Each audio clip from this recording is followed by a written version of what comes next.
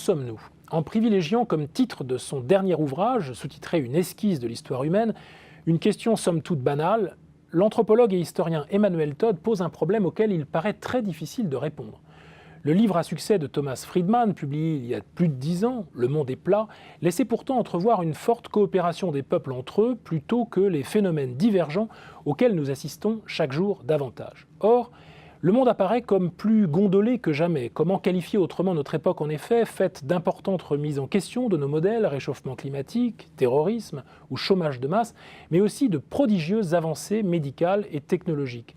Que faire des faits d'actualité que depuis nos centres de contrôle occidentaux, nous ne parvenons plus à expliquer, comme la non-reconnaissance de l'homosexualité ou le recul des droits de l'homme dans de trop nombreux pays? Si l'on s'en tient à un niveau d'analyse économique, la situation du monde actuel paraît proprement incompréhensible. Or, nous explique Todd, le rouleau compresseur de la mondialisation, que décrivent notamment les économistes, n'entend rien à ce qui se passe au niveau inférieur et qui détermine tout, à savoir d'autres structures autrement plus déterminantes que l'économie, comme la religion, la nation et plus encore les systèmes familiaux. Dans ce texte, l'auteur entreprend un ambitieux travail de reconstitution historique qui va d'Homo sapiens à Donald Trump, en passant par le judaïsme et le christianisme, la construction de l'Europe et de l'Occident.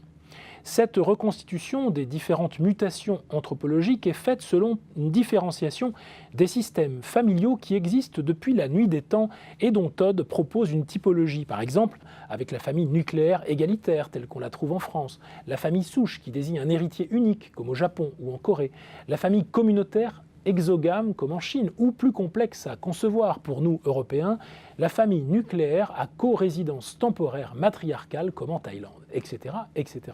La thèse ici soutenue est que notre inconscient collectif porte la marque de ces systèmes familiaux et que sans eux, nous sommes précisément incapables de comprendre ce qui nous arrive sur le plan politique et géostratégique.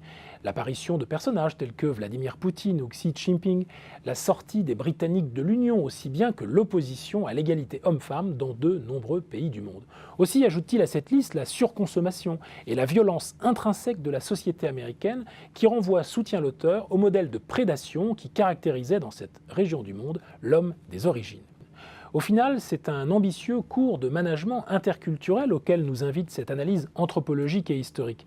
Si nous voulons mieux comprendre les mutations actuelles de l'économie mondialisée, commençons par réduire ce qui sépare l'économie des autres domaines du savoir, en particulier l'étude des mœurs locales qui nous montrera qu'une humanité homogène est un horizon inatteignable, une lubie qui ne peut faire qu'amplifier les conflits et les chocs de valeurs. Alors que dans ce domaine, comme l'explique Todd, il n'y a pas d'identité absolue, mais toujours des identités relatives les unes par rapport aux autres. Je le cite, page 107, « La France n'a vraiment commencé à exister au XIVe siècle que par son conflit avec l'Angleterre. Les Blancs américains n'existent que par rapport aux Noirs. Les Grecs n'ont été tels que par rapport aux barbares. Les Athéniens par rapport aux Spartiates. Les chrétiens par rapport aux Juifs et aux païens. Nul ne s'est jamais construit sans référent extérieur. »